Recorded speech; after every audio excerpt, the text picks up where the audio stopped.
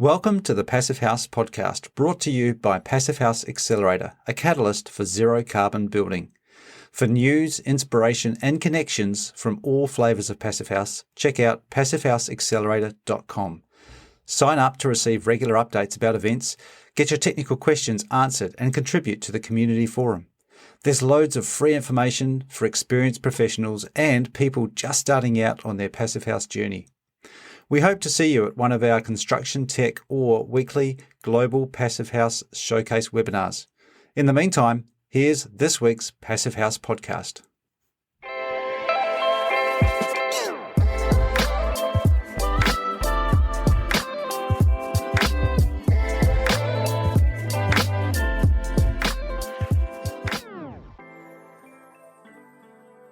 Well, welcome back to the Passive House podcast. I'm Matthew Cutler-Welsh, coming to you from Auckland in New Zealand.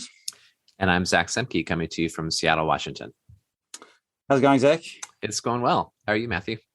I'm good. So we're back working from home for a little while here at the moment, but most things are trucking on pretty well, and it rained last week, so I'm happy. My water tanks are filled up, and lots of other people are, I think, grateful to get a little bit of rain on the grass.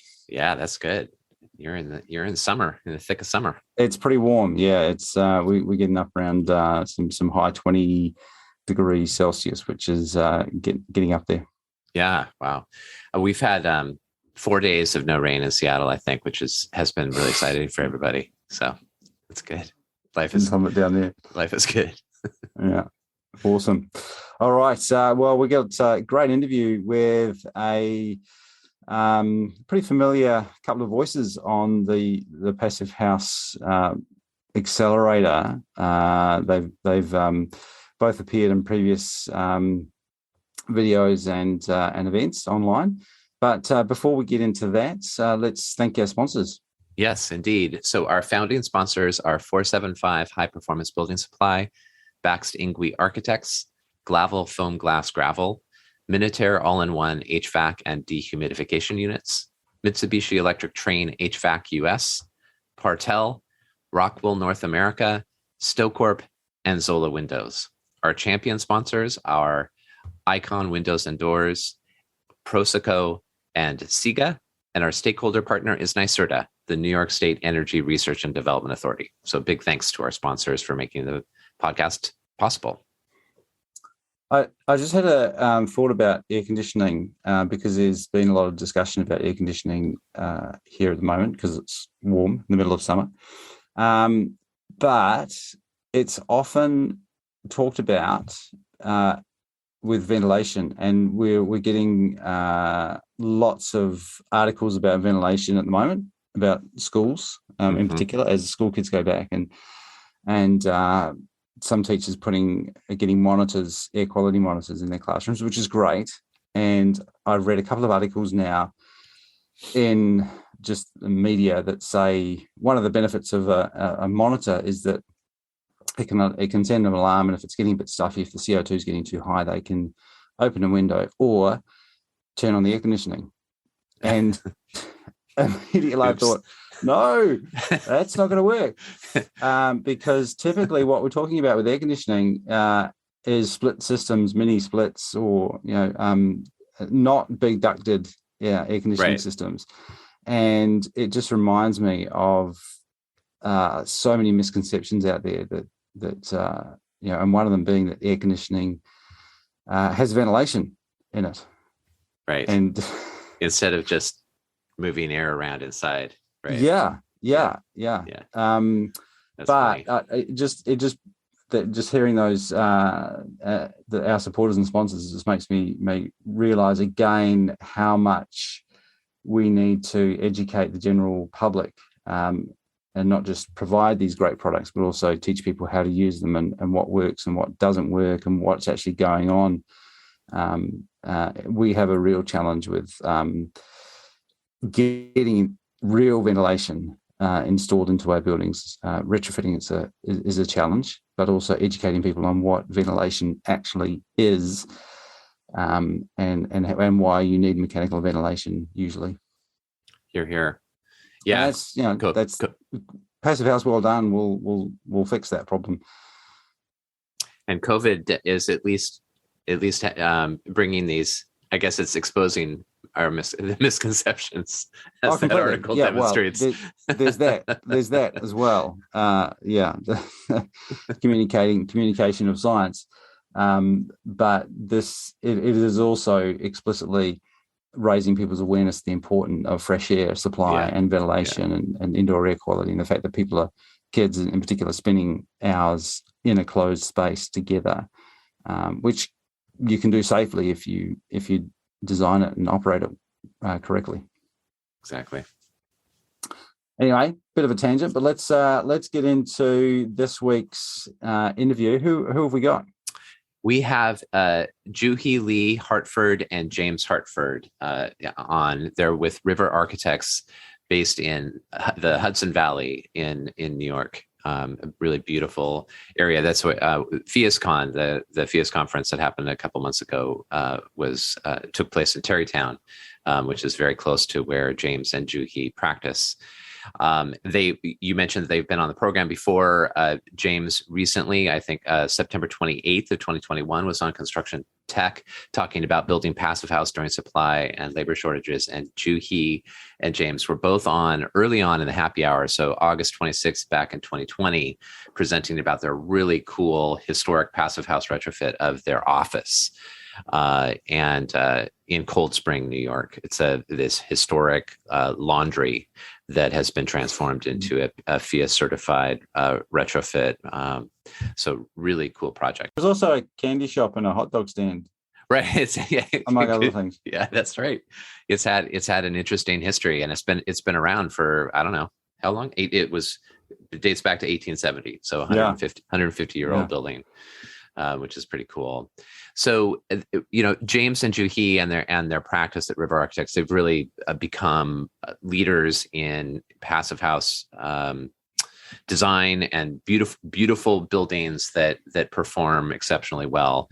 And they've been early adopters of all this and pioneers in the U.S. So it was really fun to get a chance to sit down with them, learn about how they met, learn about how they got started in passive house, and some of their experiences and where they're headed next.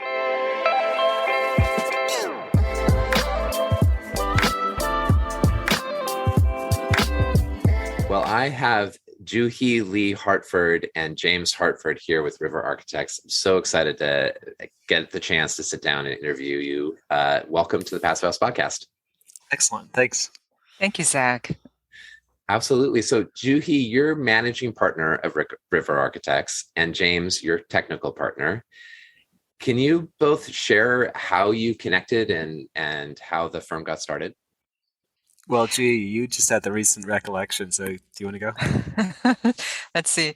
I guess I'm also the founding partner, and I first founded the firm back in 2002, right after I got back from Fulbright. So James and I were both in Korea for a year before that, and I was doing some research on Korean architecture. And when we came back to New York, I thought that this was a great way, like founding my own firm with absolutely no connection was the way to write my book while James supported me while he was working with someone else. So that's how it started. But how we first met was at our first job out of school. So James had just received a master's degree in architecture from Buffalo, and I had my bachelor's degree from Pratt Institute, and it was our first job out of school. And James extended his hand out to me and said, "Oh, I'm James Hartford," and my immediate thought was, Juhee Lee-Hartford. I like the sound of that. Wow. That was a marked man. And I completely forgot about that thought for over, I don't know, like 12 years or so, until I was telling a friend of how we met. And I was like, oh my gosh, I completely forgot about that story. Yeah. Now it's on my Instagram. Yeah, that's crazy. That's fantastic. I'm glad she used her inner self voice on that one. Yeah. Otherwise, I'd have scared James away. Yeah, right. That is coming on a little strong, perhaps, that first meeting. Wow, that's fantastic. And so 2002, that means this is your 20th anniversary year as a firm. Yeah. Congratulations. It's wild, yeah. Yeah. So the firm has become a beacon of passive house in Hudson Valley and beyond. And so I would love to hear about your kind of motivations and intention around passive house. Why is it that you're doing so much of your work is focused on passive house design and construction? Well, it's funny because it's a bunch of anniversaries this year that align. So I've been doing passive house now for 10 years. So I'm certainly not the first in the Hudson Valley or first in the country, but an early adopter. And rolling back to 1992 when I was in school in Germany, I was there. It was in Darmstadt actually as an exchange student, and so I was aware of this crazy science experiment going just around the corner that I knew about. It planted a seed. But I was doing a lot of technical consulting work as an architect, basically an architect working for other architects to help them solve, challenging problems. So this was just at this time when Juhee had started River Architects, and I was still working for James Gainford Consulting Architects, a really terrific firm. And go ahead, Juhee. No, who's also very renowned for his work. Yeah. So I did a lot of therm calculations back in 2002. So I was very aware of thermal bridge analyses and concerns about durability and resisting or designs that lessen the risk of mold in construction, which was a huge problem in New York City buildings at the time because people started insulating and they didn't know what they're doing and were really causing a lot of problems. So sick building syndrome was, kind of the buzzword for a while. And then I helped do a lot of on-site kind of forensics and things like that. So I learned a lot about how buildings come together and how they can fall apart too. So that was a really good basis in my education, but also a very, very strong commitment to environmentalism and sustainability. So, addressing climate change and the negative impacts that the construction industry has had for, generations is something that I saw, the perfect opportunity for us to contribute to is that, reversing that. Well, and that's early. I mean, that grounding in understanding the building science behind thermal bridging. I mean, that's such a key insight that Passive House has brought to the broader sort of quote unquote green building realm. So having that grounding in the early 2000s is, that's early. That was very early in terms of kind of the. I think that the architectural community's awareness of this issue. If I may add a little bit more to it, so we moved our practice from Battery Park City to Hudson Valley at one of our toughest economic times of 2008, and I think in order to survive, we had first looked into LEED, which helped us survive the economy. And then James wanted to look into something deeper. And I think that's when we found Passive House and diving deeper into it. I mean, the more James read about it, the more he was passionate about it and got us all into it. And that really also helped our business. I think with that kind of sharp focus, it was also beneficiary for the firm as well as the environment and our clients. Yeah. Yeah, that's a good point. I mean, because we were in the middle of the economic downturn, Juhee and I moved to a new community. We had bought a wreck of a house in an expensive village. We started a family, and we're both self-employed in the same firm, doing architecture and a complete economic cataclysm. Yeah. What I did see it as a pivot moment where it was an opportunity. It was really tough. I mean, like, it was the sort of thing where, like, okay, I'm going to pack peanut butter sandwiches and go on the train down to Parsons where the Theus course is being offered. And so I was, I remember Prudence just saying, marveling at how focused and what a good student I am. And it's like I guess my life depends on this. Yeah. And that's Prudence Ferreira, who was probably teaching the course at the time. Yeah. Exactly. Yeah. So I put 3/4 of our chips on Passive House. Right. At that time. We didn't have a lot of chips though. Yeah. It's so interesting. I've reflected on this before on the podcast. It's so interesting how so many of our stories around Passive House do connect to the kind of disruption and sometimes creative disruption that the big economic recession had that were played in our lives. So how is this now manifesting itself in projects? Could you tell us about a project or two? Well, I think because we had focused so thoroughly on it, it forced us to or allowed us the power to carve our own space in it. Before we were sort of, jacks of all trades and master of none, I would say. And this, while we branch out and do different types of projects, initially we're doing primarily residential, and now we've actually done quite a few commercial spaces too. And so while we are kind of following diverse projects, they all tie back to Passive House. And so, for example, the building that I'm standing in, Juhee's in the lower level of, is our own studio, which is a Passive House commercial restoration. It's a former blacksmith shop built in about 1840, and it's source net zero. So this one we're really proud of. And then Juhee and I were chatting before, and another one is an all new commercial project, which was recently completed, the Seminary Hill Cidery in Callicoon, New York. So while we're this is an architecture office, this is not our home. We have these very different uses and really different programs, but they're all based on energy performance and just doing building good buildings. Yeah. And it's really tough to pick out just two projects because each project and client and their passion for sustainability was really what got us here. And we're very, very grateful and lucky to have that kind of clients. The very first Passive House client, which didn't get built, but that was one of our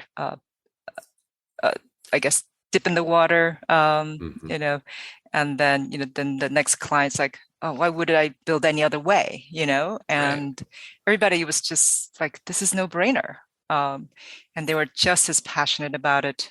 So it's really hard to just highlight two projects, but yeah, definitely. So that quote that you just said, why would I do it in any other way, is also something that you often hear from builders once they've done a Passive House. What is your community of builders like in the Hudson Valley, and are you focused on partnership with just a single builder, or is it broader than that? What is that looking like for you? Yeah, it's pretty broad. It started off with really just one or two local builders who were doing it. And as the demand increased and the variety of projects and kind of range of areas served, we had to find more and train more. But thankfully, both NYSERDA and Theus have been really great partners in that, because we brought in, and when I say we, I'm the founder of the Passive House Alliance Hudson Valley chapter of Theus, and I recognize the need to network and to grow this community, and so we did, and then thankfully, NYSERDA, with some NYSERDA funding and Theus input, we brought Passive House builder training to the Hudson Valley, and then CPHC training to the Hudson Valley and further north to Albany. And so we actually helped bring passive house training to NYSERDA themselves. They were the main recipients of that CPHC training. So we basically reached out to everybody that we were working with and as builders, and they mostly sent people and took the builder training. Not all of them got certified, but they understood the principles. And then as we started, gaining traction with projects, and then other architects took it on, and more CPHCs in the area, we just demonstrated the need for it. And so some are learning actually organically. We have one really great builder that didn't take training and nailed air tightness right off. And so, I think identifying really, quality, detail-oriented builders that read the drawings and ask smart questions, it's kind of a natural for them. And part of it is we try to keep the detailing simple and relatable. So we're not doing something too exotic that is, unusual or foreign to the building community. Right.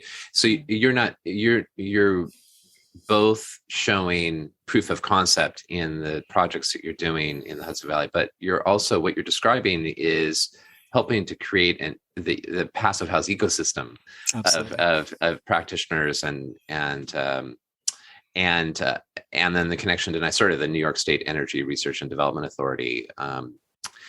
And I believe that was sort of demonstrated also recently with the location of the FIASCon 2021, right, in Tarrytown, New York.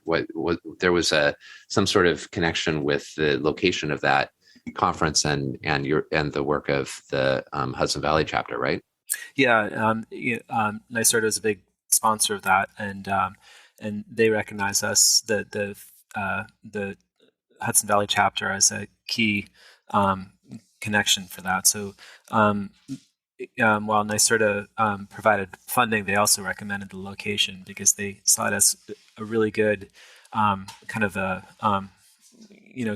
connection point between the Hudson Valley and upstate in general, the Northeast in general, and New York City, and really easy public transportation. So that was kind of a natural location for that regard. But it was certainly built on the partnership that that has been developing. Yeah.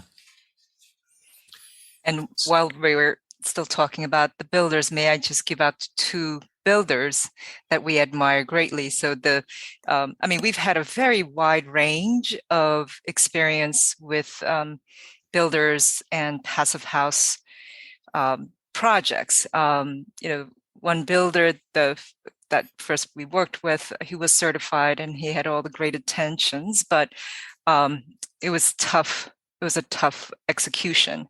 And then we switched to Heitman builders who had no training in passive house, but because they were detail-oriented and quality builders, they were able to get it right away. And the owner of the company, Roland Heitman, he's just a doer. Nothing, feared him, and he just did it. He's like, "Oh, you want me to tape it? Okay, that's fine." And that's the builder who just blew the air tightness, out of the park.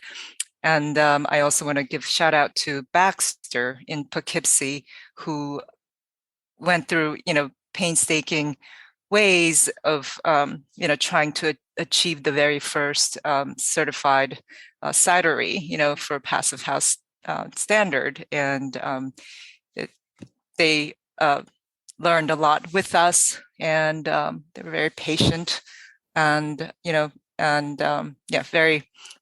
we highly recommend both of them. That's great.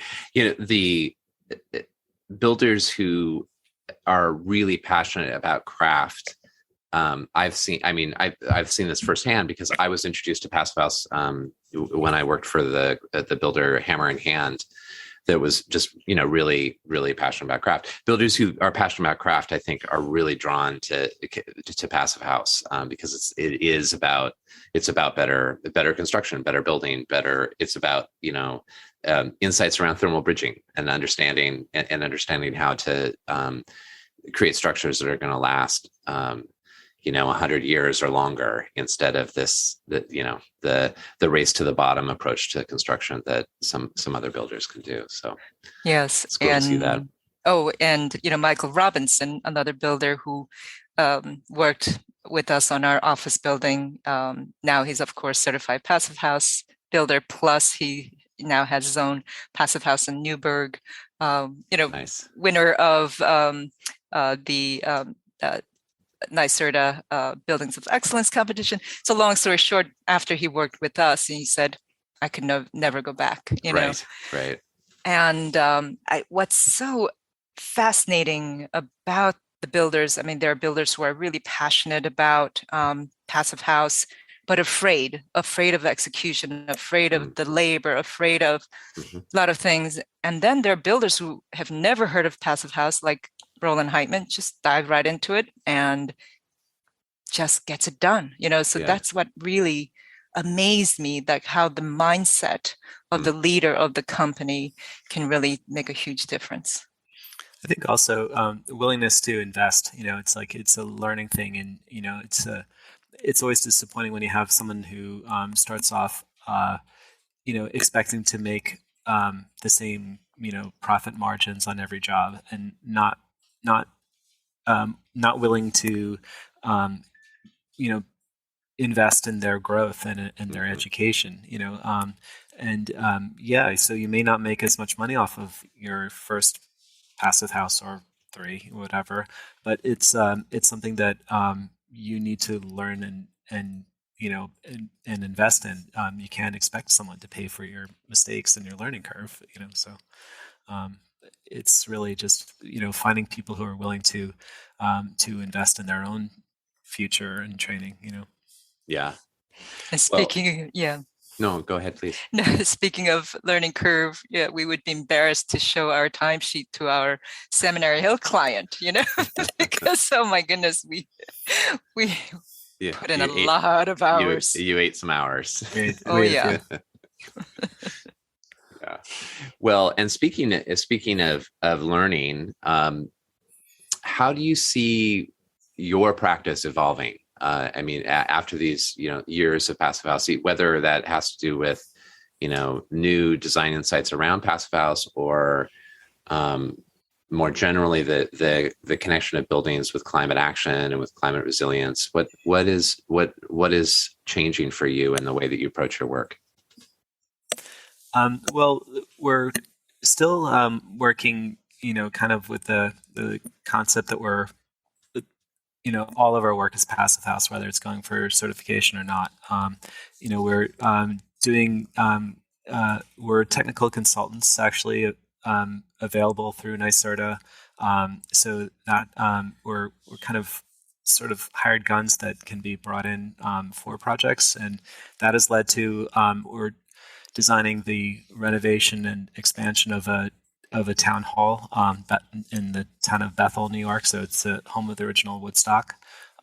So that's one of our projects on the books right now. But we were also brought in to help design their town garage. So this huge, 26,000 square foot, garage for parking snowplows and dump trucks, and so, but they want that to be net zero too. And these spaces are always heated. And so we're looking at, at biofuel, heating systems and conceptualizing it so that this can be ready for electrification of the truck fleet and things like that. So, so we're really kind of just constantly kind of questioning and testing on, the overall principles. But and then as architects, as James was saying, right, we used to be jack of all trades and we focus on Passive House. And I feel a little bit like that with architecture.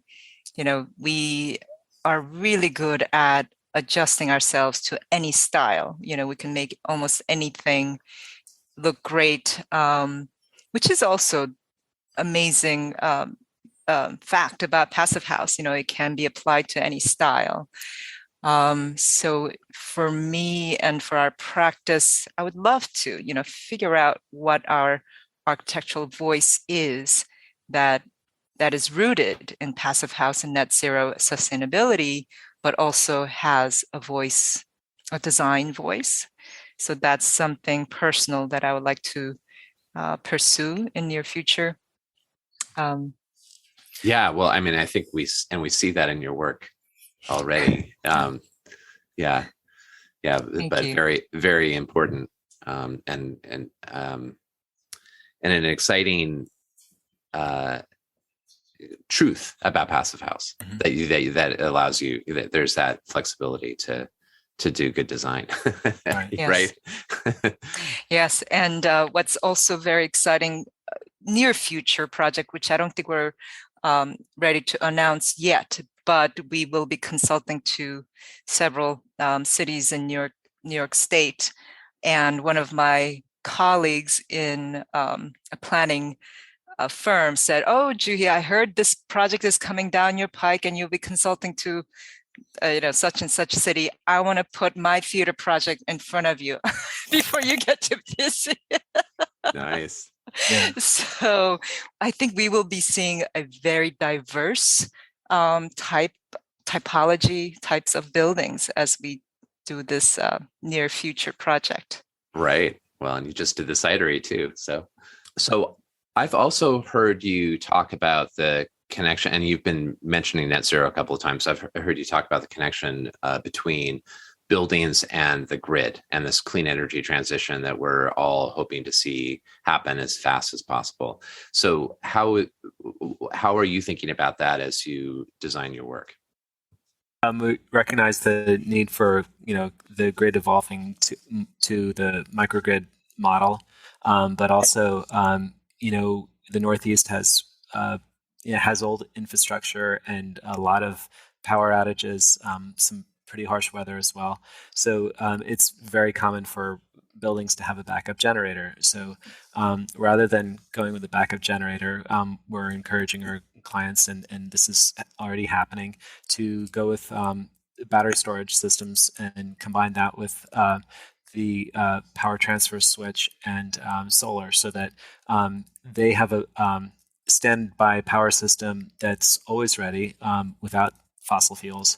But I think more exciting about this is that this can be used as a power management system. So it's really not just for emergency use, but it's for everyday use to help flatten the curve in the solar production, as well as to help reduce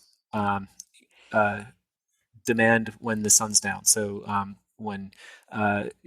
so the battery systems can help alleviate the need for peaker plants, as they call them. Right. And this is all based also on the foundation of the Passive House as a thermal battery that's already doing some of that work. So you're kind of leveraging one of the strengths of Passive House through this combination of renewables and batteries. It's really, I think, where we combine that with low embodied carbon materials, and we're well on the path to really seeing buildings being part of the solution. So it's exciting to hear about. Yeah, that triggers my memory. I believe it was Tim McDonald, right? He was trying to mitigate that peak electric load, and his concept, I don't know if he implemented it yet, was to buy numerous electric cars, used electric cars, and park them by his building. And he was going to use the batteries of the cars to somehow flatten the curve. I think it was something. Right. Because you can time the charging of the electric vehicle to be in the middle of the day when there's tons of sun, and then and then wheel them is batteries on wheels. They say. He's so brilliant. Yeah, he is. That's true. Yeah, he's our hero, of course, of Passive House community. Yeah. Well, is there anything else you'd like to add? This has really been fun. Thanks. Yeah. Well, one of the things that we've been trying to do is lower embodied energy. You touched on that a little bit. So we're looking a lot at alternative systems for reducing the amount of concrete in buildings. Like the Glavel system for doing shallow frost protected footings and slab-free construction, and looking at different renewable sources of building materials. Hempcrete is something we've been exploring a little bit lately, and some other things like that. So we're always trying to find ways to lower the carbon footprint and even hopefully make that our buildings ideally a carbon sink, so that the embodied energy is addressed. Because we by and large have the operational carbon in hand, so let's go for the next ring on that one. Yeah, it's an exciting space. That I just saw an announcement also from the Department of Energy. There's some from the infrastructure bill, the one that passed, not the one that we're hoping will pass, the Build Back Better, but the infrastructure bill. It looks like there are tens of millions of dollars being dedicated to research on low embodied carbon or even carbon sequestering building materials. So it'll be pretty fun space, I think, to watch and engage with. How about you, Juhee? Is there anything else you'd like to add before we close up? Oh boy, too many thoughts. I don't want to make your show too long.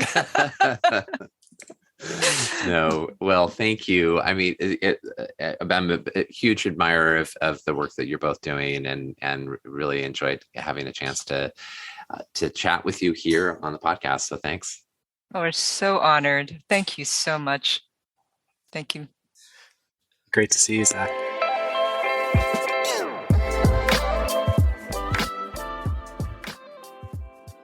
And that was Juhee and James of River Architecture. Fantastic to catch up with them again and get more of their backstories. You mentioned they have appeared on the Passive House Accelerator, and definitely go back and check those out. I distinctly remember them talking about the retrofit of their and outfitting of their own office, which is amazing. The end result of that.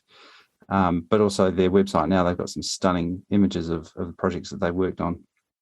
Yeah, we didn't talk very much about it, but they among them is that cidery, a Passive House cidery, which is a first, one of those fun Passive House firsts. Yeah.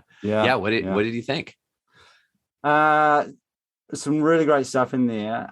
Starting from the top, I really like the acknowledgement that James gave to some of the experiences that he had leading into Passive House. He's quite modest in the fact that he's been doing it for 10 years, but doesn't see himself as one of the early adopters. But prior to that, he talked about the fact that he'd done a bit of therm.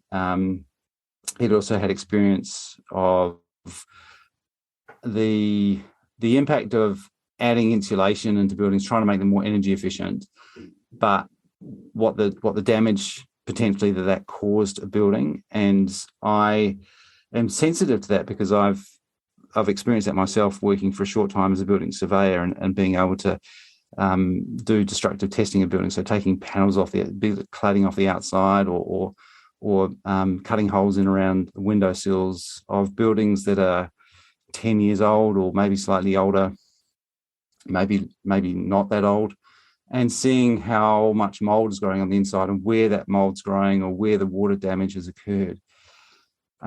It's not sexy work, but it's really valuable. And I often think that it would be amazing if architects got the opportunity to do that sort of thing, and look at older buildings. And sometimes they do, particularly if you're involved in renovations, you go on site, you have a look at where things have gone wrong. And we are guilty of going down that path right now here in New Zealand and in Australia, where a lot of our building codes are simply requiring adding more insulation because the incentive is just all about energy efficiency. And that's a perilous path if you don't account for vapor and air control, those four control layers that you need for Joe Steebrook's perfect wall. So that grounding in building science is required to do renovation or just good design really well. And as most people find out in this network, that if you do passive house, it kind of sorts all that out for you. So having that grounding really helps, but passive house really can look after the building envelope so that you don't run into those problems. We experienced that perilous journey that you're talking about in New Zealand. We experienced that 30 or 40 years ago in the US. Well, that's the frustrating thing. It's that we don't need to go down that path. Right. And learn the mistakes again for ourselves. We could just learn from others that have been there before instead of reinventing the wheel. But that's human nature. Yeah, I guess so. But right, and he had that experience. He talked about early engagement with or kind of an early understanding of thermal bridging, which is a key piece of all this, and making illuminating thermal bridging so you're not introducing dangerous condensation in the middle of building assemblies, and that passive house is this logical kind of destination that people on this journey of building science discovery arrive at often. So it makes, I think it makes for really powerful designer. I imagine that some of those insights were helpful in their retrofit of that office. But even if they hadn't had those, certainly the Theus tools and guidance would have helped them avoid the pitfalls that you're talking about. Yeah, and the knowledge that there are tools like Therm or Woofy out there. Certainly, being able to use them is great, but as an architect, a lot of people will outsource that to a specialist consultant, a building scientist. But it's important to know that they exist, that there are these amazing tools that you can figure out if your detail is going to work in the particular climate that you're going to put it in and for its end use. And it's also really important to know how to interpret the results. So you can send off your design details to a specialist to get them to analyze it. But it's quite useful to know what it means and know what things like FRSI values are and psi values, all those sorts of things. And people who do passive house training will get that knowledge, so that even if they don't end up doing the specialist modelling them, which they could do, but if somebody else is doing it, they'll know what it means.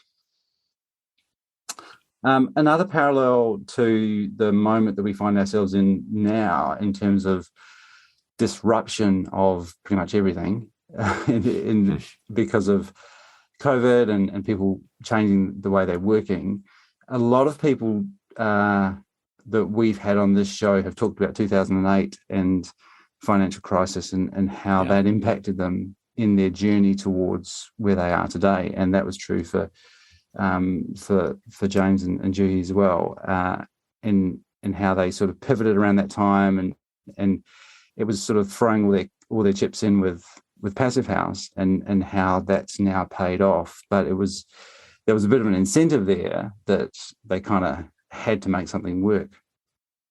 Right. It made them very good students, it sounds like. Yeah. But I think being in a situation that forces you to change really makes you think about what's important, but also makes you committed to an outcome. Mm-hmm. Mm-hmm.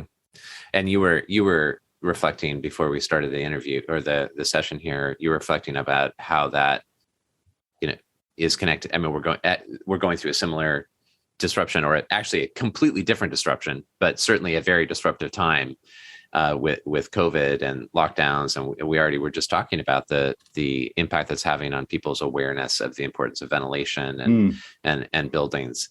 And who knows what other unexpected outcomes will arise out of all this as we look back in 10 years. And everything is passive house, and we'll say, "Oh, it's all because of the." And there was one other point that there was a few in there, but towards the end, James made a comment that might have slipped past, because he said that with Passive House, we've essentially got operational carbon sorted. Right. And he was referring to the fact that we now need to start thinking about embodied carbon, which is true, is great. And there are really good products out there. He mentioned Glavel, which is got some fantastic benefits, and people looking at hempcrete, people thinking about the use of timber, all really good ways to either use some form of carbon sequestration or reduce the amount of embodied carbon that's going into their raw materials. But just that statement that if you do Passive House, your operational carbon is pretty much sorted, I think is worth pausing and realizing the significance of that, because what it essentially means, and I think it's true. I think it's really exciting though, because if we project out and think, if all buildings or the vast majority of buildings are built with that energy efficiency first principles of Passive House, that essentially means that in a connected world and in a sort of a grid connected environment of buildings all not using much energy, but when they do, they're generating some of their own energy and sharing that in a networked environment. That takes a huge portion of our current energy emissions out of the equation.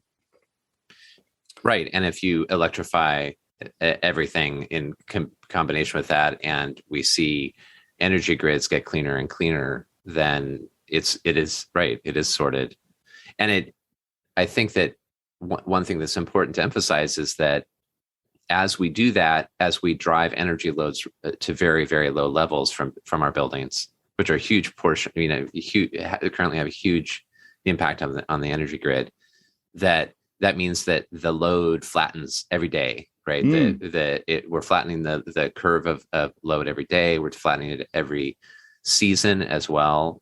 So it's easier, basically these are seasonal thermal batteries that we're building or retrofitting when we do a Passive House. So that helps ride out cold winters when there's not sun and maybe the wind happens not to be blowing at the time. Mm-hmm. They're like all of these ways that this the operational carbon being sorted through Passive House assists this transition that we need to see happen as fast as possible. Yeah.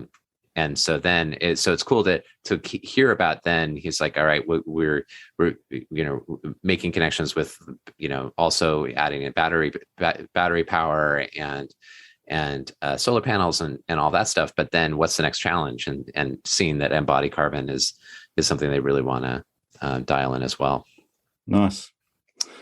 Really good stuff. Great to reconnect with people like that. And mentioned there, by all means, definitely go back and check out those videos of their previous appearances in the accelerator, particularly their own practice, but also some of the projects that they've worked on. But it's really cool to hear the backstory of and a bit more about how their practice came to be and the work that they're involved in. Sounds like there's some exciting projects to come too. Definitely. They're a couple of inspiring pair of folks. It was fun to talk to them. I also want to mention that James is a Scottish small pipes musician. He became a pipes player. I think that's an appropriate term. I'm not entirely sure. Player of the pipes. Yeah. Player of the pipes when he was a kid. So he's been doing this for a long time. And at the FIASCon conference, he performed a tribute to the late Sam Hagerman, who was my mentor and boss at Hammer and Hand, but also was a leader at the Passive House Alliance with FIAS early on. So we will include a link to the YouTube clip of James performing that beautiful piece as well. Nice. Yeah. Very good. All right. What have we got coming up? Well, this is a momentous time for the accelerator because we are launching Passive House Live. So what we're doing is we're taking Passive House Accelerator Construction Tech, which has traditionally been on Tuesdays in North America, and the Global Passive House Showcase, which has been on Wednesdays. We're consolidating that under the umbrella of Passive House Live, which will happen on Wednesdays in North America. So Thursdays for you in New Zealand and Australia. And so we'll be alternating Wednesdays. So the first and third Wednesdays of every month, Passive House Live will be the Project Showcase edition. And then the second and fourth Wednesdays of every month, Passive House Live will be we'll do the Construction Tech edition. So we're starting this next week with our inaugural Passive House Live show on February 2nd. So Wednesday our time, Thursday your time, with Ed May of Building Type. Ed May is an amazing presenter. I think probably most people who are listening know his work. He's based in New York. He's a Passive House consultant and educator. He's going to be presenting on 10 easy ways to ruin your blower door score and remedies. Awesome. So yeah, it'll be a great way to kick it off. So please join us on Passive House Live this week. And there's lots of other stuff going on in the community, of course, and we'll include a link to all that in our show notes. Great. Very good. So, hey, well, thanks for that, Zach. Thank you, Matthew. Got some great interviews coming up. And I don't think we mentioned this yet, but we're also very keen to get your thoughts and feedback. And we have an email address, which is podcast@passivehouseaccelerator.com. So please feel free to get in touch. And we're on social as well. So, reach out to us. Be great to get in touch. All right. I think that does it. We'll be back again next week on the Passive House podcast.